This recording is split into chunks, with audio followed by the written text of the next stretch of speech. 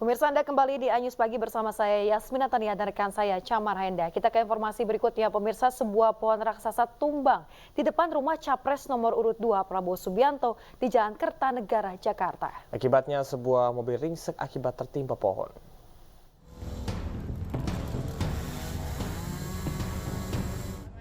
Sebuah mobil ringsek usai tertimpa pohon tumbang di depan rumah Capres nomor urut 2 Prabowo Subianto. Pohon beringin tumbang akibat terpaan angin yang kencang dan pohon yang sudah dimakan usia. Petugas Dinas Pertamanan yang mendatangi lokasi berusaha mengevakuasi pohon menggunakan gergaji mesin. Sebelum pohon beringin tumbang, angin kencang sempat melanda di Jalan Kertanegara, Kebayoran Baru, Jakarta. Ada angin kencang. Angin kencang, tapi ya biasa, bukan angin puting beliung. Ini pas kejadian dalam mobil ada orang, Pak? Nggak ada. Enggak. Parkir. Oh, lagi parkir aja. Cuma satu mobil ini, Pak, yang kena? Iya, nggak ada lagi. Meski tak ada korban jiwa, namun besarnya pohon membuat proses evakuasi membutuhkan waktu yang cukup lama.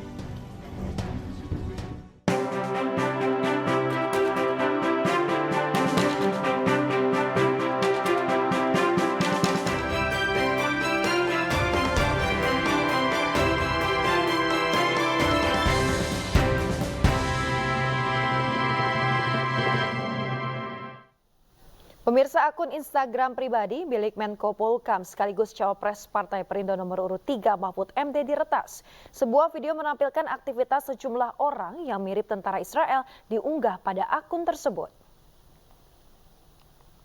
Pemirsa, unggahan video terbaru di akun pribadi Mahfud MD tiba-tiba menarik perhatian warganet. Video ini menampilkan sejumlah orang berseragam sedang bermain bola. Sementara tulisan keterangan pada video ini berbahasa Ibrani. Warganet pun ramai-ramai memberi komentar dan menilai akun Mahfud MD diretas oleh pihak yang tak bertanggung jawab.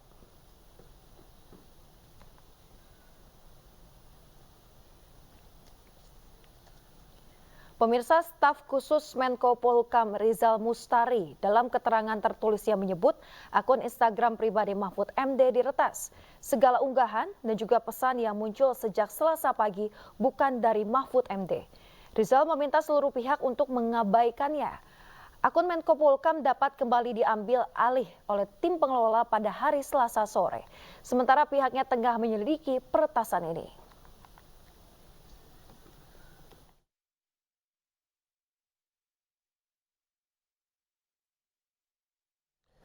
Menanggapi soal akun Instagram pribadi milik Menko Polhukam sekaligus Cawapres Partai Perindo nomor urut 3 Mahfud MD yang diretas, calon presiden Partai Perindo nomor urut 3 Ganjar Pranowo menyampaikan bahwa keamanan siber di Indonesia harus mendapatkan perhatian khusus. Security system kita, keamanan siber kita rasanya memang perlu mendapatkan perhatian. Ya kalau seperti Pak Mahfud saja bisa diretas, jangan-jangan yang lain juga mudah gitu. Pemirsa, Menteri BUMN Erick Thohir menyampaikan pesan kepada calon Presiden Prabowo Subianto di acara Natal bersama Kementerian BUMN di JCC 15 Januari 2023. Namun sejumlah pihak menilai pesan Erick kepada Prabowo diduga menjadi dukungan kepada Prabowo di Pilpres 2024.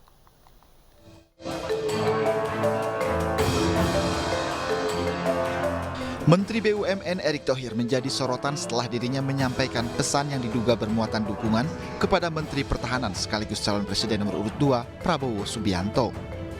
Pesan disampaikan Erick Thohir dalam acara Natal bersama Kementerian BUMN yang digelar di JCC Senayan, Jakarta, Senin 15 Januari 2023. Dalam sambutannya, Erick menjelaskan alasan mengundang Prabowo Subianto karena merupakan bagian dari keluarga besar BUMN.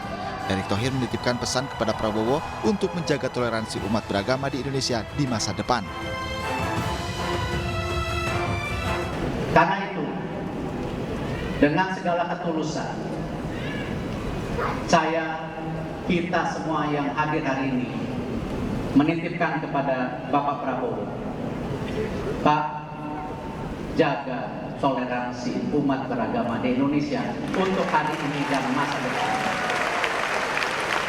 Kita titipkan kepada Pak Prabowo persatuan dan kesatuan bangsa Indonesia agar kita menjadi negara yang maju, sejahtera, dan mendunia. Di sisi lain, Direktur Eksekutif Trias Politika Strategis Agung Baskoro menilai pesan yang disampaikan Erick Thohir kepada Prabowo seolah memberikan dukungan. Hal ini pun bisa dianggap sebagai presiden buruk bagi Kementerian BUMN. Agung juga mempertanyakan langkah Erick Thohir yang hanya mengundang Prabowo Subianto. Padahal ada juga Menko Polhukam Mahfud MD yang saat ini ikut kontestasi Pilpres 2024. Tak hanya itu, dalam pasal 280 ayat 2 Undang-Undang Nomor 7 Tahun 2017 tentang Pemilu menjelaskan mengenai deretan pejabat yang dilarang ikut kampanye. Di antaranya direksi, komisaris, dewan pengawas, karyawan BUMN atau badan usaha milik daerah, dan pejabat bukan anggota partai politik yang menjabat sebagai pimpinan di lembaga non-struktural. Tim Liputan iNews melaporkan. Dugaan dukungan pejabat untuk paslon nomor urut 2 juga terjadi di sejumlah daerah. Terkait hal tersebut, netralitas aparat di Pilpres 2024 pun dipertanyakan. Masa pencoblosan pemilu 2024 tinggal 1 bulan lagi. Namun isu netralitas aparat dan pejabat semakin menyeruak. Seperti di Kabupaten Takalar, Sulawesi Selatan, Sekretaris Daerah atau Sekda diduga mengkampanyekan cawapres nomor 2 Gibran Rakabuming Raka. Dugaan kampanye ini dilakukan saat Sekda Takalar menyampaikan pidatonya di hadapan ratusan guru honorer. Dalam dugaan kampanyenya, Sekda Takalar menyampaikan janji Presiden Joko Widodo yang akan kembali mengangkat tenaga PNS jika anaknya memenangkan Pilpres 2024. Menyikapi video viral tersebut, petugas Bawaslu Kabupaten Takalar mengaku masih mencari fakta yang sesuai video utuh saat oknum Sekda berpidato. Selain itu, dugaan ketidaknetralan terjadi saat perangkat desa dan kepala desa yang tergabung dalam kelompok desa bersatu menggelar acara yang diduga deklarasi dukungan kepada Prabowo Gibran di Indonesia Arena, Kompleks Gelora Bung Karno. Acara dihadiri Gibran Rakabuming Raka dan sejumlah elit partai pendukung. Acara desa ini berbuntut protes karena dianggap sebagai bentuk ajakan memilih pasangan capres-cawapres tertentu dari kepala dan perangkat desa yang semestinya netral. Belum selesai sampai di situ, dugaan pelanggaran pemilu juga terjadi di Medan, Sumatera Utara. Video yang diduga rapat bersama antara kepala sekolah dan Dinas Pendidikan Kota Medan yang viral di media sosial. Dalam video tersebut, seorang yang diduga kepala bidang SMP Kota Medan, Sumatera Utara, secara terang-terangan mengajak para remaja sekolah memilih pasangan Prabowo Gibran di Pilpres 2024. Tanpa ragu, ia mengatakan bahwa PGRI mengerahkan para kepala sekolah ke politik. Karena menurutnya, jika memilih pasangan nomor urut 2 dianggap lebih menguntungkan. Di akhir video tampak juga beberapa orang mengacungkan 2 jari. Menanggapi hal tersebut, Ketua Bawaslu Medan, David Tampu Bolon, mengatakan sudah menurunkan tim untuk melakukan penelusuran terkait kebenaran video tersebut.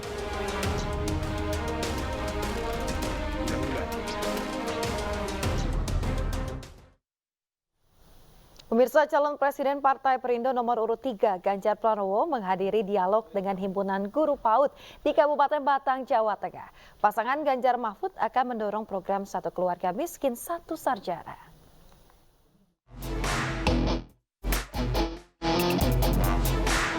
Capres Partai Perindo nomor urut 3 Ganjar Pranowo menghadiri dialog dengan Himpunan Guru PAUD di Kabupaten Batang, Jawa Tengah.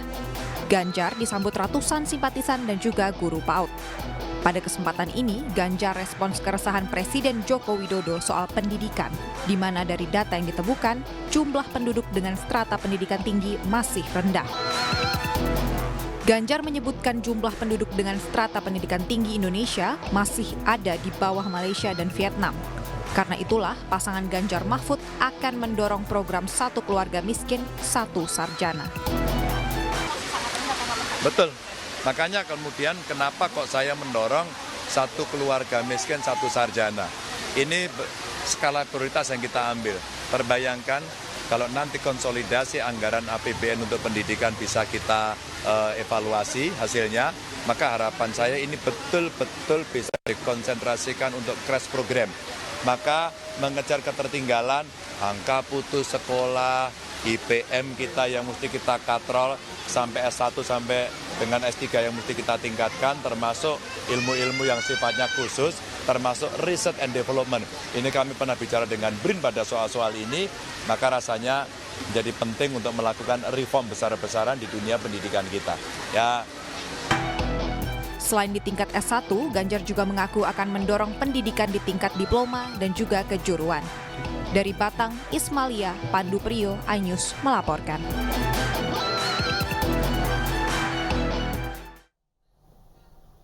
Calon Wakil Presiden nomor urut 2 Gibran Rakabuming Raka belusukan ke wilayah Warakas meninjau bakti sosial pemeriksaan kesehatan gratis bagi masyarakat sekitar. Sementara calon presiden nomor urut 1 Anies Rashid Baswedan berkampanye di Kota Sorong, Provinsi Papua Barat Daya.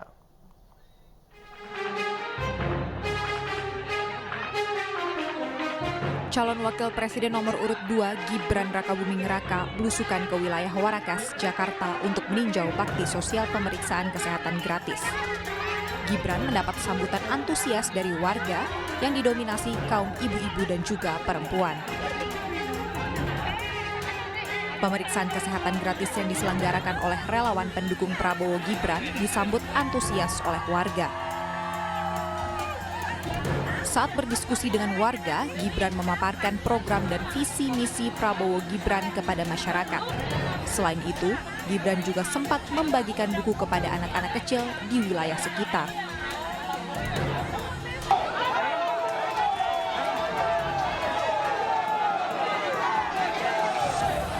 Sementara calon presiden nomor urut 1 Anies Rashid Baswedan berkampanye di Kota Sorong, Provinsi Papua Barat Daya. Kedatangan Anies di Kota Sorong disambut ribuan warga dan simpatisan.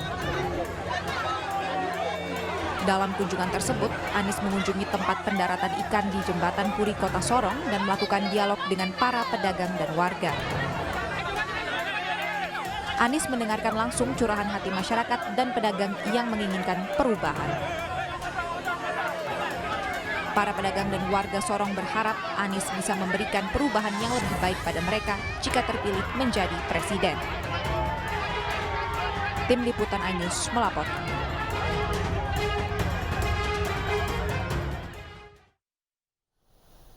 Pemirsa, Capres dan Cawapres nomor urut 3 didoakan menang dalam pemilihan presiden tahun 2024.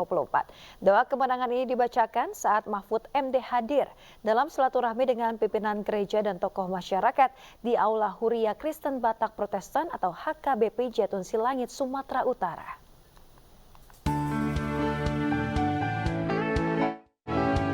Calon Wakil Presiden nomor urut 3, Mahfud MD dan Ketua Umum Partai Perindo, Haritanu Sudibyo bertemu dengan pimpinan gereja dan tokoh masyarakat di Gereja HKBP Jatun Silangit, Kabupaten Tapanuli Utara.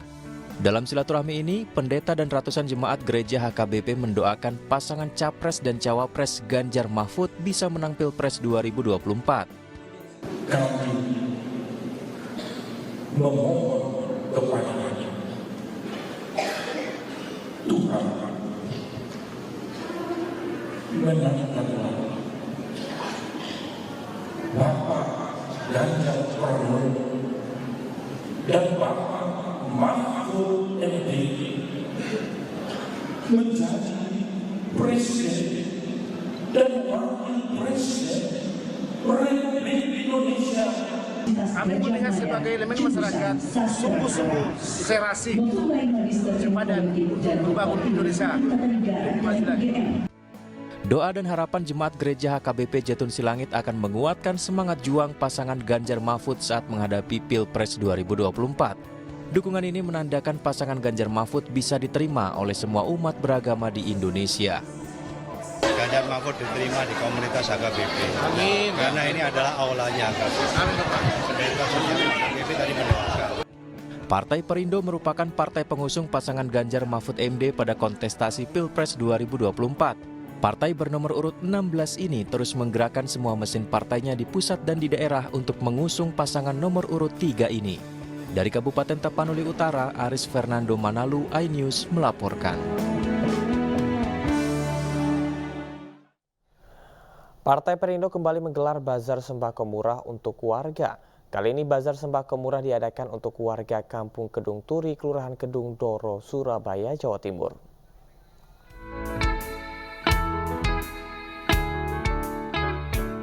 Ketua Umum Partai Perindo Haritanu Sudibyo dan Caleg DPR RI Dapil Jatim 1 Angela Herliani Tanu Sudibyo belusukan ke Kampung Kedung Turi, Kelurahan Kedung Doro, Tegalsari, Surabaya.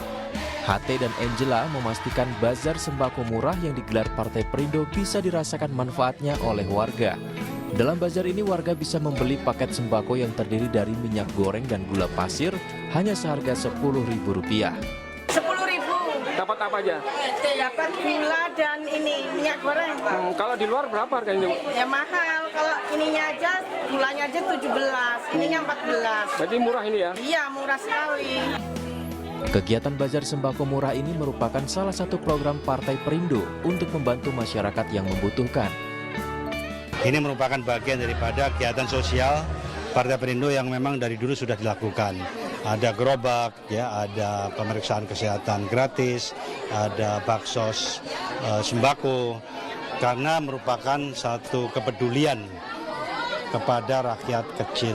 Partai Perindo selalu konsisten ya hadir di tengah-tengah masyarakat untuk membawa program-program yang menyentuh langsung masyarakat dan bagaimana memperjuangkan visi dari Partai Perindo yaitu kesejahteraan masyarakat. Partai Perindo yang mendukung Ganjar Mahfud MD akan terus membantu masyarakat lewat program bazar sembako murah di berbagai daerah. Tim Liputan iNews melaporkan. Pemirsa, dalam pemilu 2024, Partai Persatuan Pembangunan memiliki target 11 juta suara dan 50 kursi DPR RI. Demi mencapai target tersebut, pimpinan partai berlambang Ka'bah melakukan safari politik ke berbagai daerah.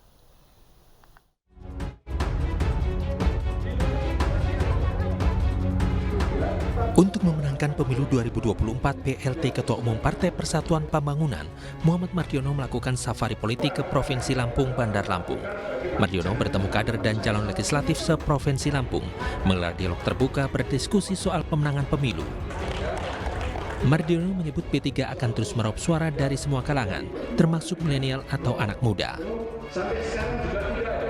Generasi milenial dan generasi Z itu sekarang sudah lebih dominan ya tentu di samping juga bagian dari regenerasi Partai Persatuan Bangunan itu harus ada tumbuh ya kader-kader dalam rangka untuk estafet kepemimpinan, maka tidak pernah henti-hentinya ya P3 merekrut ya dari kader-kader yang kaum milenial, baik untuk bekerja pemenangan politik dalam pemilu maupun untuk melanjutkan estafet kepemimpinan yang selanjutnya. Partai Persatuan Pembangunan mendapatkan dukungan penuh dari Himpunan Alumni Miftahul Huda yang ada di Provinsi Lampung.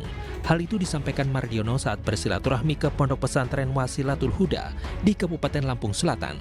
Pimpinan Pondok Pesantren Wasilatul Huda, Kiai Haji Cecep Yunani berharap keterlibatan para kiai di P3 ke depannya dapat membawa aspirasi masyarakat dengan baik. Terdapat 99 orang se-Indonesia dari alumni Himpunan Miftahul Huda yang mencalonkan diri di legislatif melalui partai berlambang Ka'bah ini.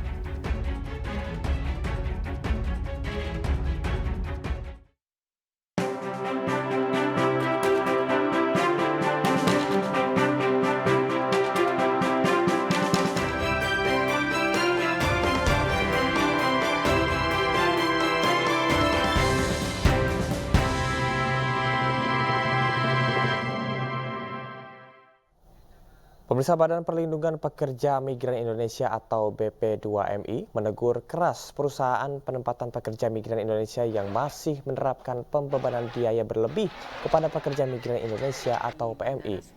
BP2MI akan mendorong proses hukum jika perusahaan penempatan pekerja migran Indonesia atau P3MI tidak bisa mengembalikan uang PMI sebesar Rp697 juta.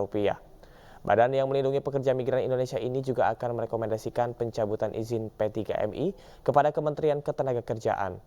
Saat ini BP2MI telah menerima 113 pengaduan terkait pembebanan biaya penempatan berlebih kepada 30 PMI di Hong Kong. Pihaknya telah melakukan klarifikasi kepada para direktur utama perusahaan penempatan pekerja migran Indonesia yang terlibat.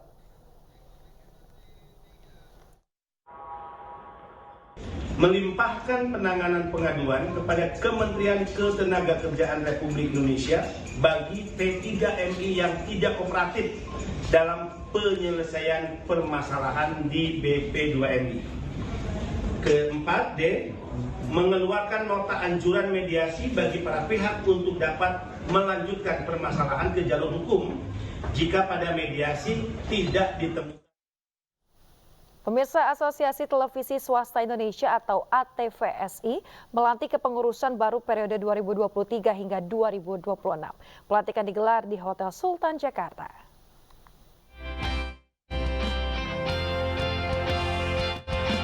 Pelantikan ATVSI kepengurusan baru periode 2023 hingga 2026 diikuti sejumlah pengurus yang sebagian besar merupakan pimpinan perusahaan televisi swasta.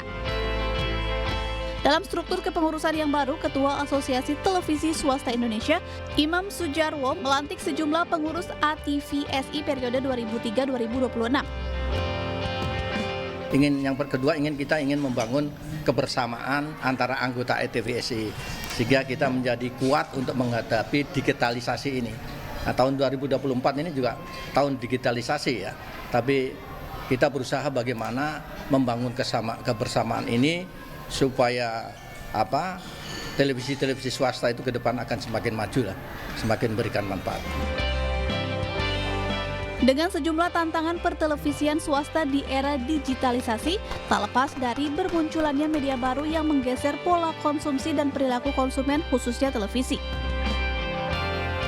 Kita tetap konsisten memperjuangkan bagaimana industri televisi ini bisa tetap eksis ya, di saat-saat seperti saat ini di mana belum jelasnya mengenai aturan tentang media baru, tentang sosmed, sehingga ini yang menggerus daripada industri pertelevisian. Seperti kita ketahui bahwa televisi ini diatur oleh P3SPS, oleh KPI yang begitu ketat, begitu jelas aturannya, sementara kalau dari dunia media baru itu tidak jelas, dan ini yang bisa mengakibatkan tumpang tindihnya persaingan bisnis yang tidak seimbang. Tantangan dalam era digitalisasi membutuhkan inovasi dan bisnis model baru untuk bisa bersaing di tengah industri digital saat ini. Dari Jakarta, Widya Bayujati, iNews melaporkan. Lionel Messi terpilih sebagai pemain terbaik dunia di ajang The Best FIFA Football Award 2023. Informasi selengkapnya akan kami hadirkan untuk Anda. Tetaplah bersama kami di iNews Pagi.